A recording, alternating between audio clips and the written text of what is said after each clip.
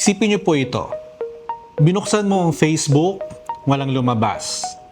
Pag tingin mo sa Instagram, wala rin. Tumingin ka sa TikTok, wala na ring napapanood. At pagbukas mo ng YouTube, wala na ring nakikita. At ito, hindi lang basta simpleng outage na mga ilang oras babalik na. Ano kaya mangyayari kung tuluyan ng mawawala ang mga social media? Sa unang araw, marahil ang unang mararamdaman natin ay pangungulila at pagkabagot. Sanay kasi tayo na kapag may ilang minuto tayong bakante, automatic natin kinukuha ang cellphone. Pero habang tumatagal, may isa pang bagay na mawawala.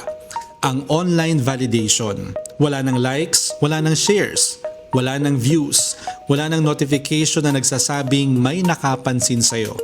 At dito magiging interesting dahil mapipilitan tayong itanong, kung walang makakakita sa ginawa ko, gagawin ko pa rin ba ito?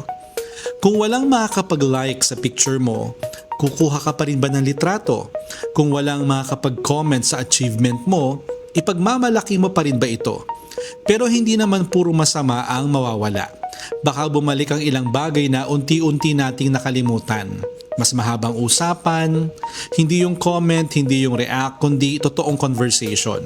Baka mas madalas tayong tumawag, bumisita, magkita at makinig ng hindi iniisip kung ano ang susunod nating ipopost.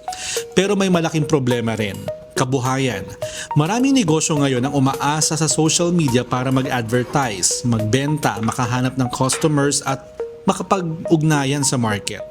At hindi lang malalaking kumpanya, pati online sellers, small businesses, freelancers, content creators, at mga taong ang trabaho mismo ay nakasalalay sa digital platforms.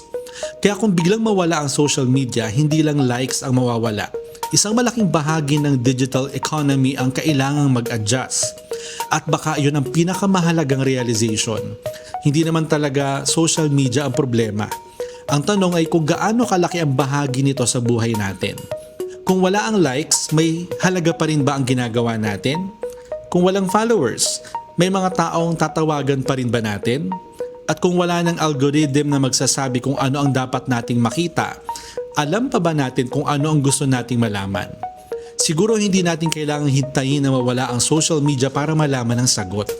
Subukan nating mabuhay kahit ilang oras, bawat araw na parang wala ito. Mag-usap, magbasa, magtrabaho, lumabas, at gumawa ng isang bagay na hindi kailangang i-post para maging mahalaga. Kung tuluyan ng mawawala ang social media, ano ang mamimiss mo? Yung mga taong kausap mo, yung entertainment, o yung validation na nakukuha mo online? Sana po may natutuhan kayo at laging tatandaan, mapalad po ang tao na nakakasumpo ng karunungan at ang tao na nagtatamo ng kaunawan.